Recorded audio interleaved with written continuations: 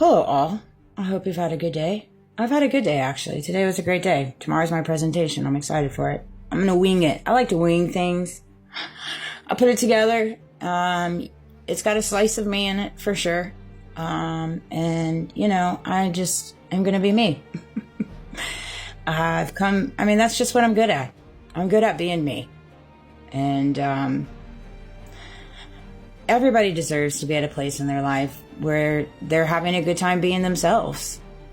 I feel as though the more people that get to a place that embrace themselves and who they are, how they operate, how they think, how they feel, what they look like, they'll just feel happier. They'll feel more at peace. And when you feel more at peace, you pour out peace into the world.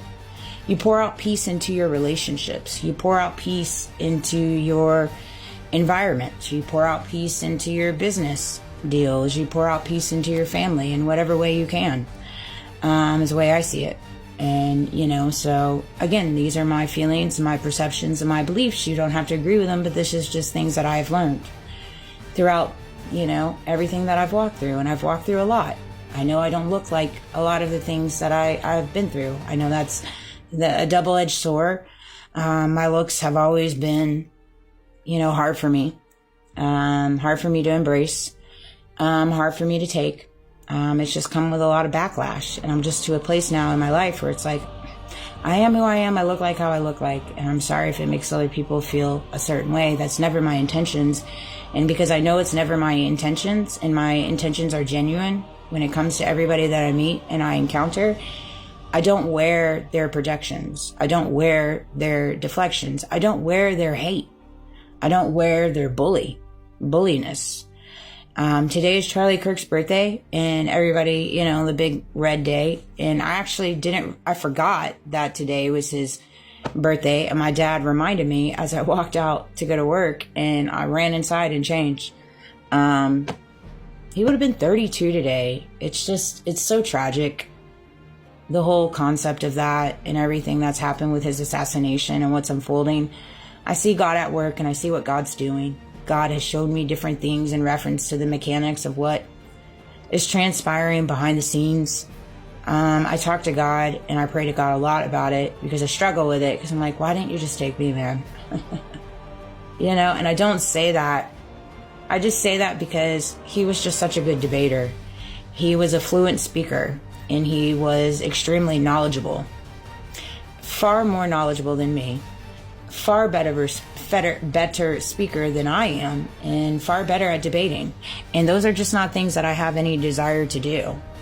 I have no desire to debate. I have no desire to, chase anything.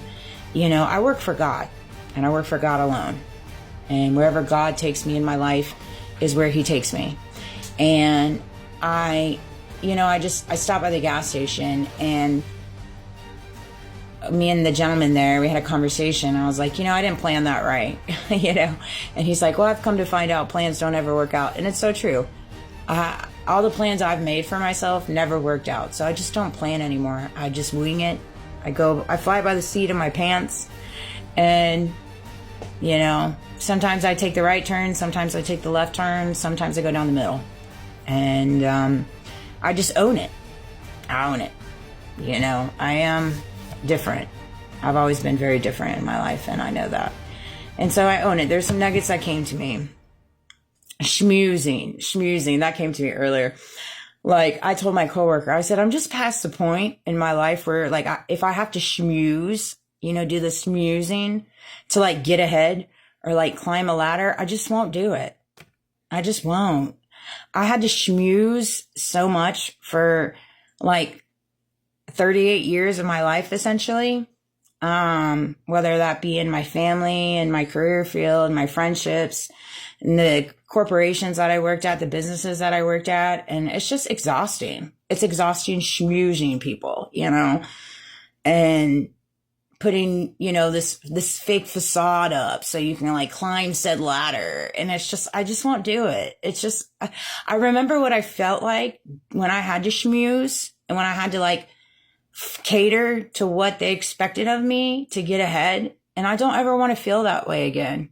And I'm not saying it's like that in every facet of life. I just know for me and what I've walked through in the last 15 years, I won't do it anymore. I'll schmooze myself and I'll schmooze God in the way that I do. That's good enough for me.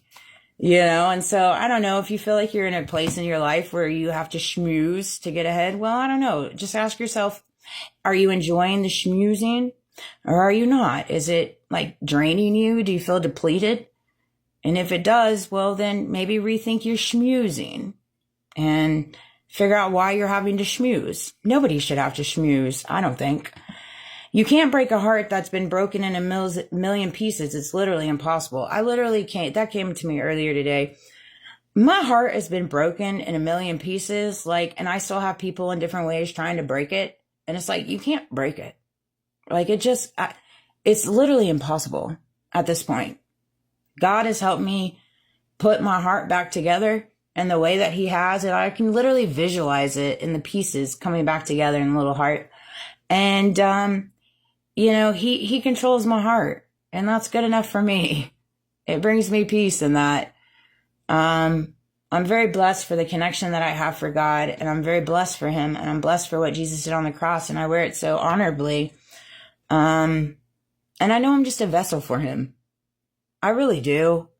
And I move and operate the way that I do in his honor, in his grace, in his empathy.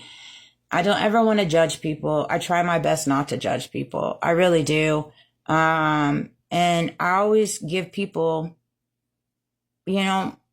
grace and mercy in that. You just never know people's choices. You just don't. And that's in all walks of life. It truly is. Whether it's in business, it's in family, it's in friendships, and I know so much about that. And so I don't ever, when I come into contact with people and things like that, I always try to give people grace and mercy. When when I work for different companies and stuff like that, and I pick up on things and I see things, it's like, it stings, and I don't ever carry a judgmental role in reference to it. I really, truly don't. However people want to live their life is how people want to live their life, however that looks like for them. And, I just know for me how I have to live my life so I can feel good about myself is how I move forward. So if there's things that I know that I won't morally align with, I don't do it. If there's things that I don't want to do, I don't do it. Now that doesn't mean I'm casting judgment on those that choose to do it. I just know for myself what I will and won't do because I always want to feel good about myself. And just because I feel good not doing it doesn't mean you feel bad doing it. That's not what I'm saying. What I'm saying is what I do works for me and what you do works for you. And we all have to get to a place in that. And I've just found that when you get to a place in your walk where you recognize things that make you tick, don't tick, make you happy, not happy, make you sad, not sad, make you depleted, not depleted, make you question your thoughts, make you question your well-being, make you question anything. It's like you have to go in, dig deep and figure out, why are you feeling this way? Where are these things coming from? And then once you figure out where these things are coming from, you then go in and you figure out what you need to do to change it so you no longer feel that way, because you are accountable. You have to take accountability in your life, where you're at and why you're feeling the way you do. I had to do that too. And I went in and I dug deep. I dug deep, deep. And I figured out these things by the grace of God. When entitlement is your identity, who are you? That is so true. When entitlement is your identity, who are you? That came to me this morning. We have a lot of people in this world that carry entitlement, right? And when you carry entitlement, who are you at that point? Because entitlement is not an identity, although a lot of people wear it as identity. And so these are things you have to ask yourself. Do you move in entitlement? Do you move in integrity? Do you move in morals? Do you move in values? Do you move in ethics? Do you move in faith? And those are things that I had to learn too. We all get on the basis of feeling entitled, but entitlement is not an identity. Who truly are you? you